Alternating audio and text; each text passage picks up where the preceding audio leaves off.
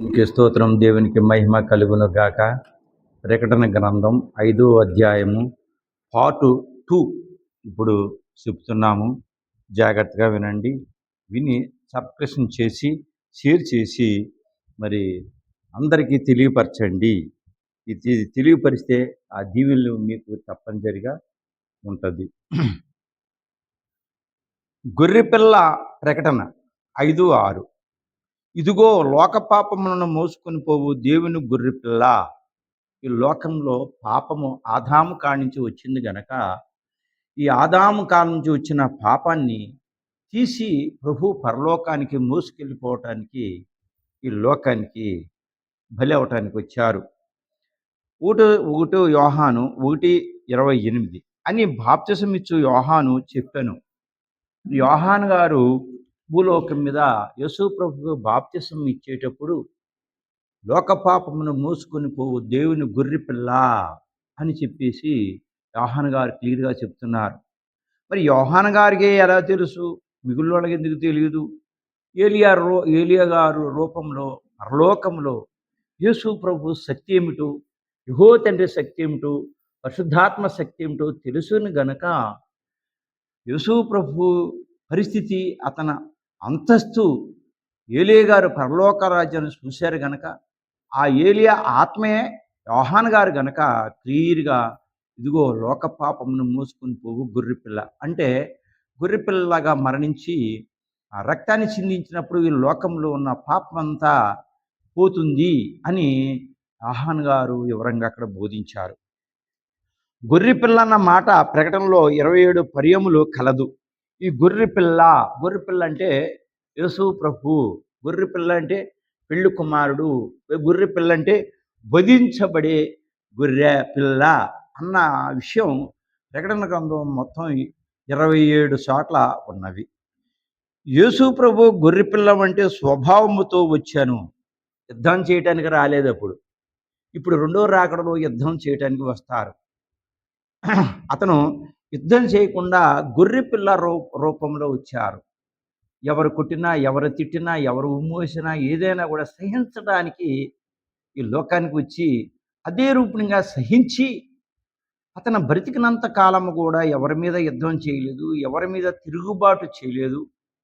తండ్రికి ఇచ్చిన మాట ప్రకారంగా ఈ లోకానికి వచ్చేసి అతని రక్తం పాపము చేసే మన అందరి కోసం అడ్డుపెట్టి తనకి వచ్చాడు కనుక అది చేసిన తర్వాతే శనివారం నాడు పాతాళ లోకానికి వెళ్ళి, అది చాలాసార్లు మరి వెనకాల నేను చెప్పిన అన్నింటిలో కూడా చాలాసార్లు చెప్పి ఉన్నాను. పాతాళ లోకానికి వెళ్ళి తర్వాత కోటాను కోట్ల మీద అబ్రాహం రొమ్మున ఆనుకుని ఉన్న సైన్యాన్ని సాతానుతో యుద్ధం చేసి పరలోకంలో తీసుకొచ్చి పరలోకంలో ఒక ఏడోసులని పేరు పెట్టి అక్కడ ఈ సైన్యాన్ని పెట్టారు. యేసు ప్రభు యుద్ధం చేసే వరకు కూడా సాతాను చేతిలోని బందీలై ఉన్నారు వాళ్ళందరూ. అలాగే ఈ లోకంలో మనమందరం కూడా సాతాను చేతిలో బందీ అయి ఉన్నాము కనుక రెండో రాకడ వచ్చిన తర్వాత మళ్ళీ సాతాన్ని మీద యుద్ధం చేసి ఓడించిన తర్వాత మనం బంధకాల నుంచి విడుదలవుతాము. అది మాత్రం గుర్తుపెట్టుకోండి. గొర్రెపిల్ల వధింపబడినట్లుగా యేసు ప్రభు శిలువ మీద తన రక్తమును చిందించి, శిలువ మీద తన రక్తాన్ని చిందించి పాపలను రక్షించాను. ఎవరో పాపులు మనమే. మనం పాప విమోచన నుండి రక్షించబడలేకపోతే మనకు పరలోకం లేదు. పాపము నుండి విడుదల పొందకపోతే మనము వధువు సంఘంగా సిద్ధపడలేము. గనుకనే ఈ విమోచనకర్త ఆ గ్రంథమును ఇప్పుటకు యోగ్యుడు. అతనే కొదమసింహం, యోధా కొదమసింహం గనక ఆ పుస్తకాన్ని ఇప్పటానికి యోగ్యుడు. ఏ పుస్తకము? ప్రకటన గ్రంథం 5వ అధ్యాయము 1వ వచనం నుంచి పార్ట్ 1లో చెప్పి ఉన్నాను. దీని ముందు అది కంపల్సరిగా చూడండి. శక్తివంతుడై ఉన్నాడు, అతని కంట బలాఢ్యుడు ఎవడూ లేడు. ఆ గొర్రెపిల్ల సింహాసనమునకును 4 జీవులకును 24 పెద్దలకును, గొర్రెపిల్ల సింహాసనమునకును, గొర్రెపిల్ల యేసు ప్రభు సింహాసనమునకును 4 జీవులకును, ఈ 4 జీవులు కూడా వివరంగా నేను ఇదివరకు చేసిన ఎపిసోడ్లోని పెట్టి ఉన్నాను. ఈ 24 పెద్దలకును 24 పెద్దలు కూడా ఆ పేర్లు వివరంగా బోధించి ఉన్నాను. మధ్యను నిలబడి ఉండెను. ఆ మధ్యన ప్రభు గారు నిలబడి ఉన్నారు. ఈ 24 మంది పెద్దల మధ్యలో అన్నిటికీ గొర్రెపిల్లతో సంబంధం ఉన్నట్లు కనబడుచుండెను. అన్నిటిలోని ఇక్కడ పుస్తకంలోని అది ప్రకటన గ్రంథంలోని మరి ఉగ్రత పాత్ర అయిన విషయము, సువార్త గిన్నెము, మామూలుగా శ్రమల గిన్నెలో అందులోని ఇందులోని అన్నిట్లో కూడా ప్రభువు ఉన్నారు. నేను సిలువను, శ్రమలను, బాధలను జయించి తిని ఈ లోకములో. మీరు ఇప్పుడు బాధపడుతున్నారు, ఏంటి శ్రమ, ఏంటి బాధ, దేవుని నమ్ముకున్నందుకు ఈ బాధలా అని మీరు అంటారేమో. అతికి మిక్కిలి బాధపడుతున్నాను అంటారేమో. మీ అందరికంటే ఎక్కువ ఈ లోకంలో నేనే బాధపడ్డాను, సిలువు పడ్డాను, మరణించాను. నాకంటే ఎక్కువ మీరు బాధపడలేదు, పడరు కూడా. ఎందుకంటే మీరు బాధపడేది సాతాను వల్ల. ఎందువల్ల? ప్రార్థన లేక, ఎడతెగక ప్రార్థన లేక, సన్నిధి లేక, బైబిల్ చదవక, ఎన్నో కారణాల వల్ల మీ ఆస్తిని సంపాదించుకుందరని దాని మీద మనసు పెట్టడం వల్ల, ఈ కారణాల వల్ల శ్రమలు వస్తున్నాయే కానీ శ్రమలు నేను ఏనాడో తీసేశాను, పాపాన్ని నా రక్తంతో ఏనాడో కొట్టేశాను అంటున్నాడు ప్రభు. నేను సిలువను, శ్రమలను, బాధలను జయించి సాత్వికతతో సహించినాను. అంత బాధలు పడ్డా నేను సాత్వికంతో, ఎవరిని ద్వేషించలేదు, ఎవరిని తిట్టలేదు, ఎవరిని తిరగబడలేదు. నా మీద కొట్టిన వాళ్ళని, తిట్టిన వాళ్ళని, ద్వేషించిన వాళ్ళని వీళ్ళేం చేస్తున్నారో ప్రభా వీళ్ళని క్షమించమని అన్నానే కానీ నేను ఏనాడు వాళ్ళని దూషించలేదు.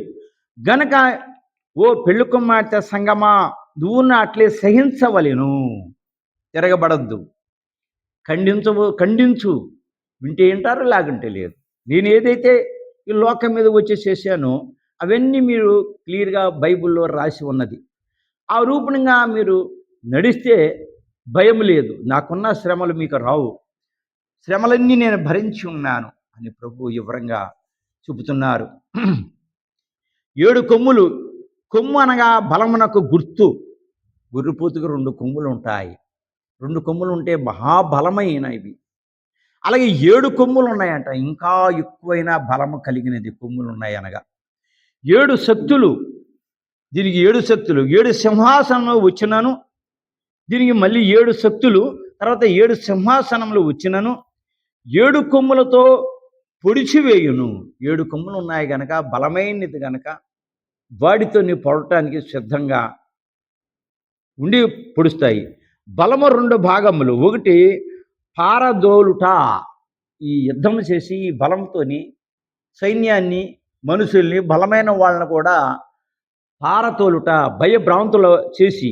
2 దరికి లాగుట, ఆ బలంతో ఎలాంటి శ్రమలు ఉన్నా, ఎలాంటి బాధలు ఉన్నా, ఎలాంటి కష్టములు ఉన్నా నేను ఉన్నాను రా అని మనల్ని ఆదరణ ఇచ్చి పక్కకు లాగుట.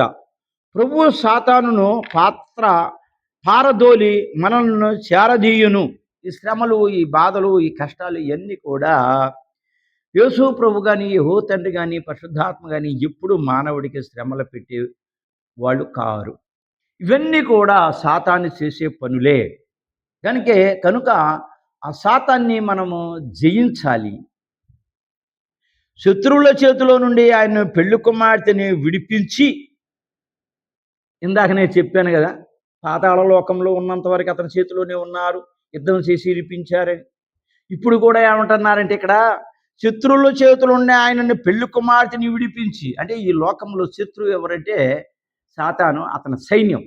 ఈ శత్రువు చేతిలో నుంచి మనల్ని విడిపించి తనతో తీసుకువెళ్ళును. 2వ రాకడలో వచ్చి శత్రువు చేతిలో నుంచి విడిపించి మనల్ని పరలోకానికి తీసుకొని వెళ్తారు. 7 సంఖ్య సమానం కనుక ఎక్కువ, ఇది బహుబలము, ఇది సమానమైన సంఖ్య కనుక ఎక్కువ బలము. 7 సంఘములను రక్షించుటకు 7 కొమ్ముల అవసరం. 7 సంఘాలు అప్పుడు ఉన్న 7 సంఘాలు కూడా రక్షించుటకు 7 కొమ్ములు కావాలి. ఆ 7 సంఘాల్లోని మరి ఫస్ట్ చెప్పిన వాటిలోని 7 సంఘాల్లో కూడా వివరంగా నేను బోధించి ఉన్నాను. అది కూడా ఉంది. మరి అది జాగ్రత్తగా చూస్తే ఈ 7 సంఘాల కోసం బలం ఎంత ఉందో, ఎలాగా రక్షించగలిగారో అవన్నీ చెప్పి ఉన్నాను. 7 కన్నులు. దేవుడు మనకు మంచిని చెడును చూచుటకు కండ్ల ఇచ్చాను. మంచిని చెడును చూడటానికి కూడా కళ్ళు ఇచ్చారు. దేవుని నమ్ముకున్న మనమైతే చెడును చూడకూడదు, చెడుని విసర్జించాలి. చెడు మన దగ్గరికి రాకూడదు. చూడటమే కాదు, చెడు వినకూడదు కూడా. చెవులకేతో వినకూడదు. ఎప్పుడు మంచే వినాలి. మనము చేయగలిగితే ఏదన్నా ఎవరికైనా మంచి చేయటానికి సిద్ధపడి ఉండాలి, చెడు చేయకూడదు. ఒకవేళ మనము సహాయం చేయకపోయినా ఆనందమే కానీ చెడు మాత్రం ఎవరికీ చేయకూడదు. పెళ్ళి కుమార్తె కంటికి ఈ రెండును కనబడవలెను. చెడు మంచి రెండు కూడా కనబడతానే ఉంటుంది. కాబట్టి చెడుని మనం విడిచిపెట్టాలి. చెడుని విసర్జించి మంచిని చూడవలెను. ఈ చెడుని మనము విసర్జించాలి. దాని వెనక మనం చూడకూడదు. ఇదివరకు చూశాము, కానీ అది చూసింది పాపము. ఆ పాపము ప్రభు రక్తంలో కడిగేశారు గనక ఇక మనకు పాపము లేదు. గనుక మంచిదే చూడాలి, ఇక చెడుతో చూడాల్సిన పని లేదు. మనలో పాపం ఉందని ఎవరు అనుకోవక్కర్లేదు. సులువు మీద రక్తంతోనే పాపాలు కడిగేశారు గనక. ఉపవాసము చేసి తిని కానీ నాకేమియో తెలియలేదు అని ఎడల గుడ్డివారం మనం మాట. 40 రోజులు ఉపవాసం చేశాము, నా మేలు ఏమి జరగలేదు, నాకు కీడే జరిగింది. లేకుంటే ఏదో కావాలనుకున్నాము, అది ఇవ్వలేదు. లేకుంటే ఏదో సంథింగ్ ఉపవాసాలు చేసినా కూడా నాకు ప్రభు ఏమీ ఇవ్వలేదు అని చెప్పటం గుడ్డితనము, ఆత్మ అనే గుడ్డితనం.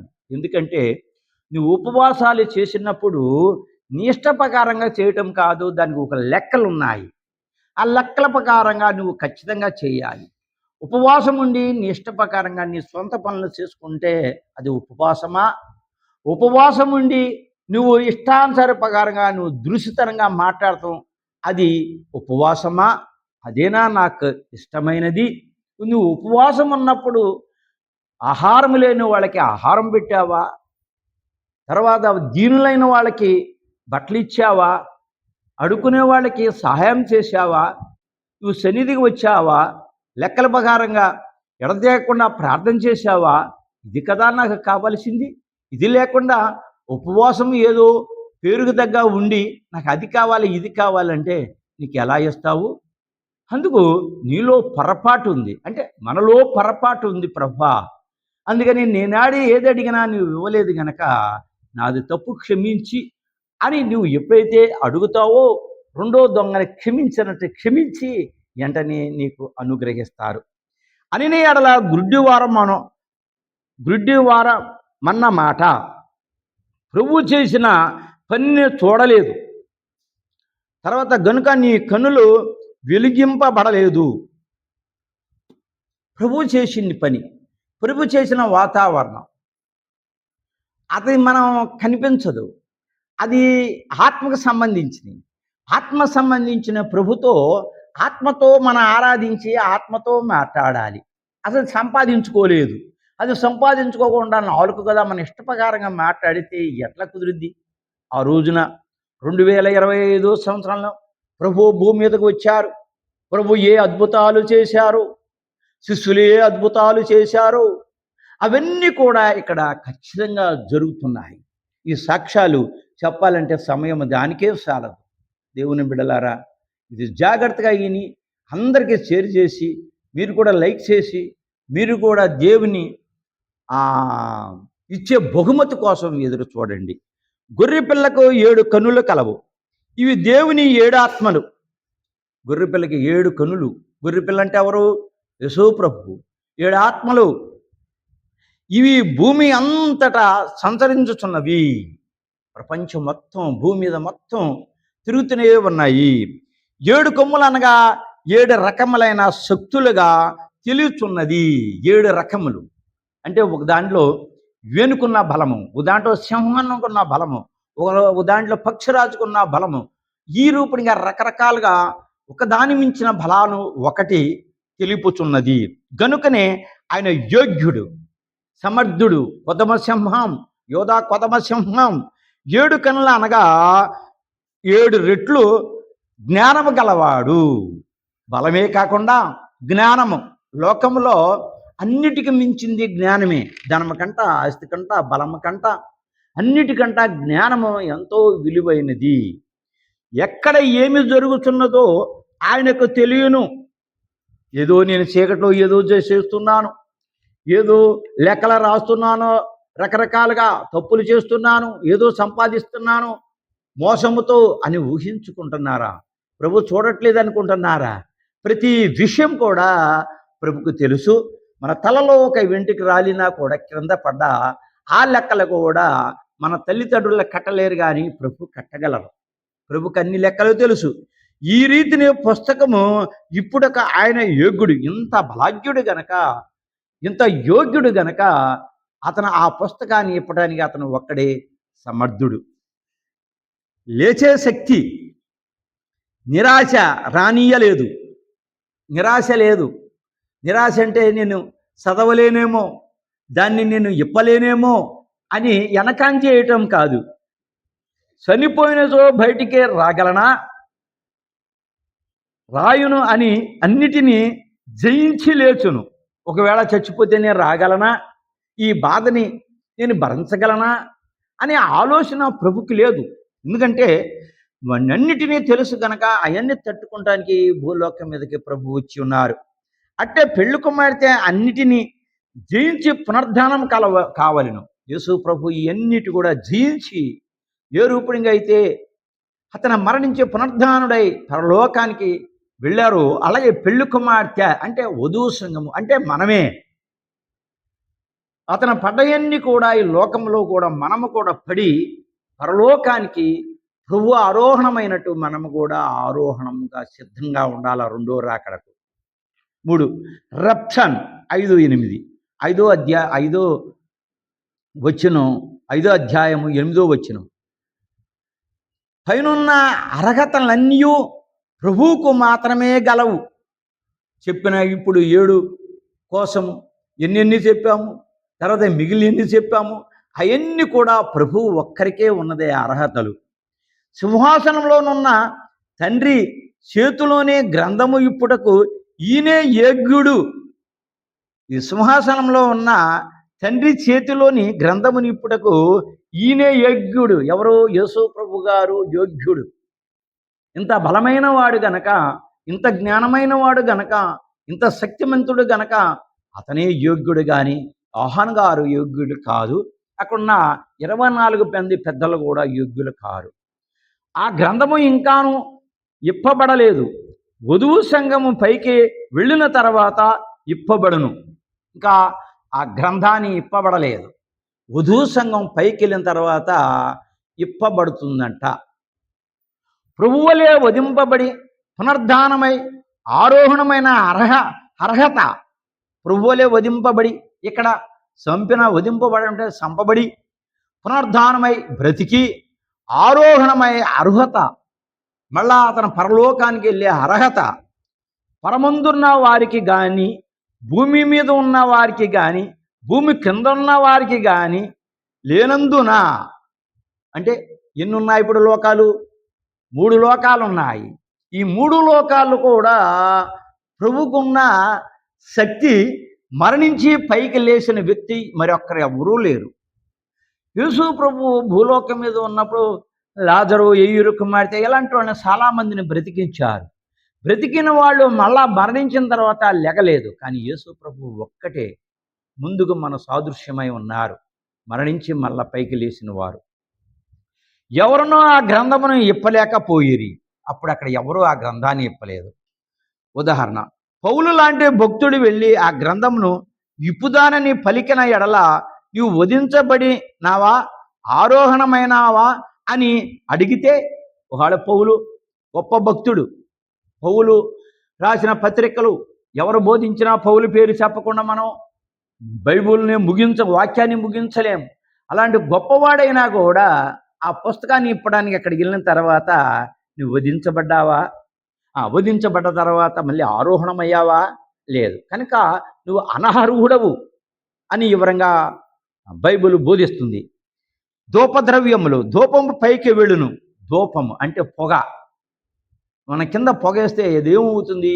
పైకి వెళ్ళిపోతుంది. పొగ కల్మష భేదాలు ఉండవు. మన ప్రార్థన కూడా పొగలాగానే వెళ్ళాలి. అట్లే మన ప్రార్థన పైకి వెళ్ళును.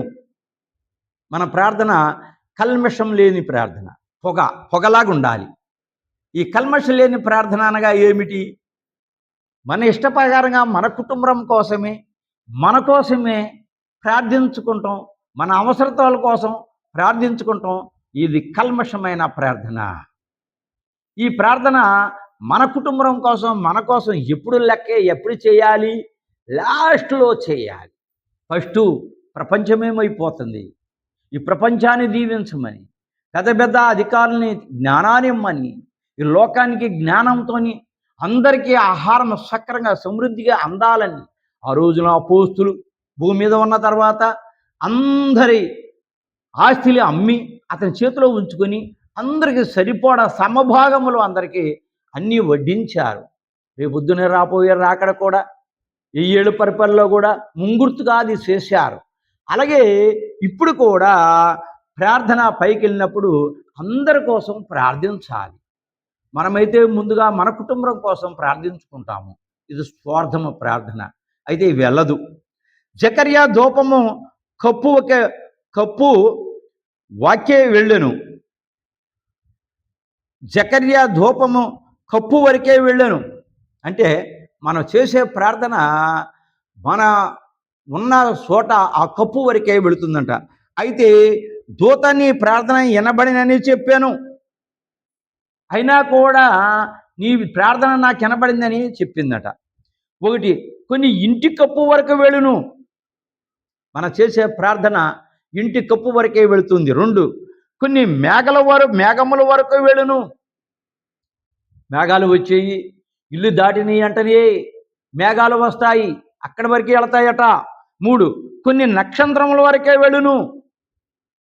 నక్షత్రాలు, సూర్యుడు, బుద్ధుడు ఇవన్నీ ఉన్నాయి, అక్కడి వరకే వెళుతుంది. 4, కొన్ని సింహాసనం వరకు వెళ్ళును. దేవుని సింహాసనం దగ్గర కూడా వెళ్తుంది అంటున్నారు. ఈ చివరి వరకు వెళ్ళి ప్రార్థన వలనే ఉపయోగములో కలుగును. దేవుని దగ్గరికి, పాదాల దగ్గరికి వెళ్ళిన తర్వాత అప్పుడు మనకు ఉపయోగాలు పడతాయి కానీ అక్కడ దాకా వెళ్ళని ప్రార్థన ఈ సెంటర్లోనే మిగిలిపోతాయి. ప్రార్థన దేవుని మీద అధికారి వలె ప్రార్థించరాదు. సుంకరిను తర్వాత పరిచయులు చేసిన ప్రార్థన, 2 ప్రార్థనలు మనము విన్నాము. ఒక అతను ఏమంటున్నాడంటే, అయ్యో నేను పాపిని అని గుండెలు బాదుకుంటూ నీ ఏపో కన్నులెత్తి ప్రార్థించటానికి కూడా నేను చాలను అని చెబుతున్నారు. ఇంకొకతను ఏమంటున్నారు, నేను దర్శన భాగాలు ఇచ్చాను కదా, తర్వాత నేను మందిరాన్ని ఆదివారం వచ్చాను కదా, శుక్రవారం వచ్చాను కదా, 40 రోజులు ఉపవాసాలు చేశాను కదా, ఇవన్నీ చేశాను కదా, నాకెందుకు నువ్వు కనిపించవు, నాకెందుకు సహాయం చేయవు? ఇది దేవునికి వ్యతిరేకమైన ప్రార్థన. ఆ ప్రార్థన కాకుండా మనము ఎప్పుడు కూడా దేవుణ్ణి మనము దేహాన్ని అడుక్కుంటూ మనము ప్రజలకి పంచిపెట్టే ప్రార్థన ద్వారాగా దేవుని దగ్గర మనము తగ్గించుకొని ప్రార్థన చేసే స్థితిలో మనము ఉండాలి. ప్రార్థన దేవుని మీద అధికారి వలె ప్రార్థించరాదు. ఆత్మను పొందకపోతే శక్తి లేదు. ఈ ప్రకటన గ్రంథ వినే బిడలమైన మీరు పరిశుద్ధాత్మ మీలో ఉంటే ఈ వాక్యం మీకు పూర్తిగా అర్థమవుతుంది. అదే మీరు పరిశుద్ధాత్మని పొందకపోతే ఈ ప్రకటన గ్రంథం చెప్పిన వాక్యం అంతా గలిబిలిగా ఉంటుంది. ఒక్కసారి ఆలోచించండి. ఒక్కసారి ఈ ప్రకటన గ్రంథం విన్న తర్వాత అది అమృతంలాగా ఉందా, లేదంటే చేదుగా ఉందా? 65 పుస్తకాలు వాక్యాలు వింటున్నారు. అయితే అవి అద్భుతంగానే మంచి వాక్యాలే, ఏవి తీయటానికి వీల్లేదు. వాటన్నిటి మీద మెరుగైన వాక్యము ఇది అద్భుతంగా మీకు అర్థమైతే ఈ వాక్యాన్ని అసలు మీరు వదలరు.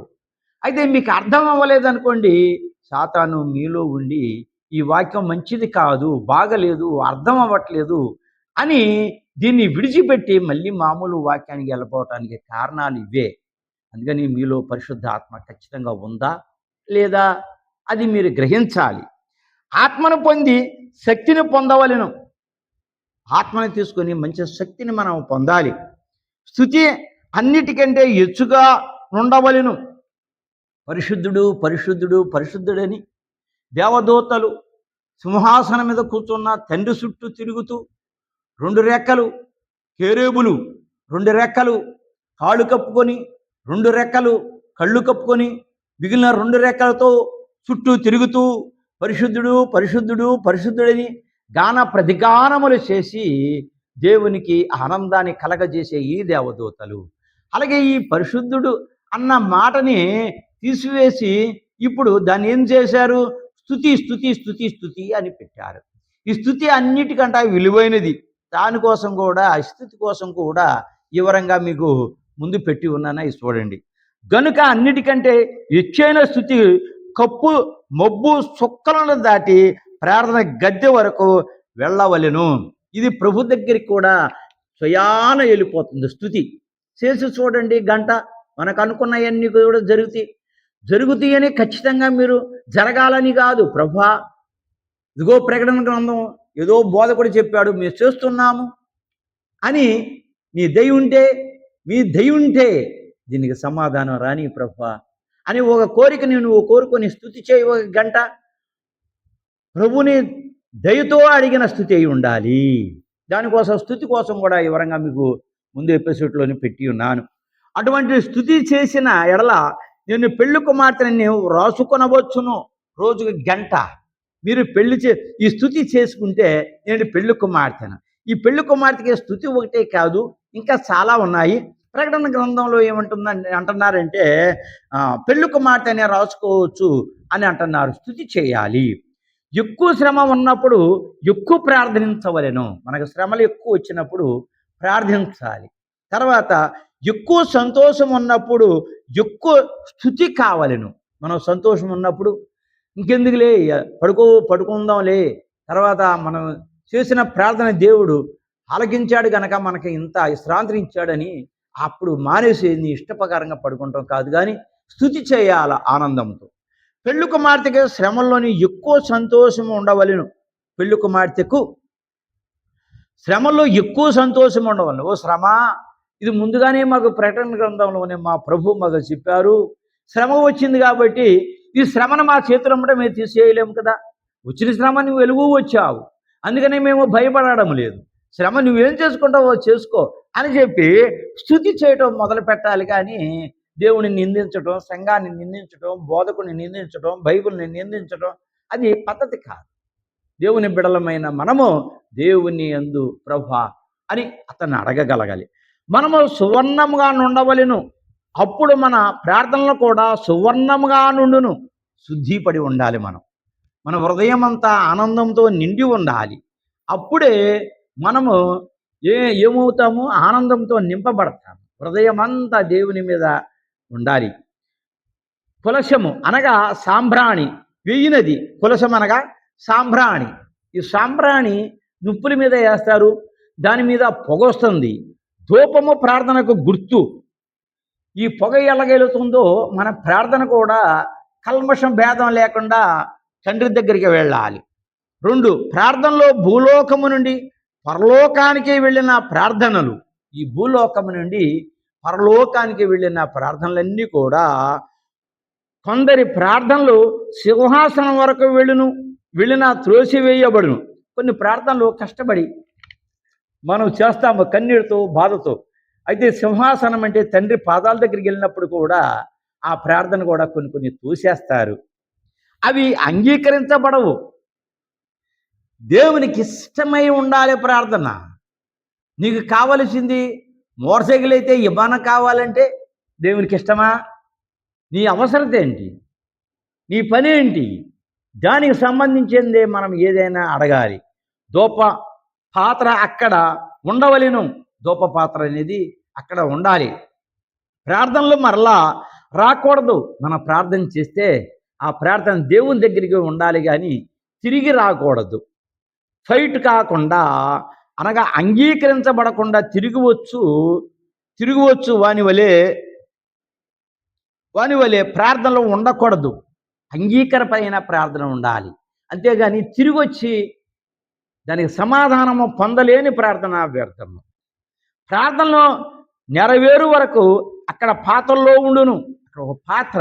ఆ పాత్రలో మన ప్రార్థన అంతా రేపు పొద్దునికి మనం పరలోకానికి వెళ్ళినప్పుడు అవన్నీ కూడా మనం దేనికోసం ప్రార్థించాము, దానికి సమాధానం వచ్చిందని, రాలేదు, దానికి కారణం ఏమిటి, ఎలా చేసాము మనము వంకర ప్రార్థన, అందుకనే రాలేదు అన్నీ కూడా అక్కడ పాత్రలోనే లెక్కలు రాసి ఉంటాయి.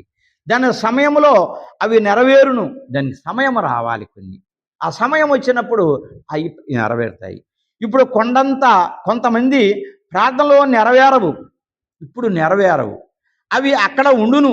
వాటికి అవసరం వచ్చిన తర్వాత అప్పుడు అవి ప్రార్థనలు ఫలింప చేస్తాయి. అనగా నెరవేరేవి పైకి రాయి విసిరిన భూమి మీదకే వచ్చును. రాయి విసిరితే పైన ఉండిపోదు, భూమి మీదకే వస్తుంది.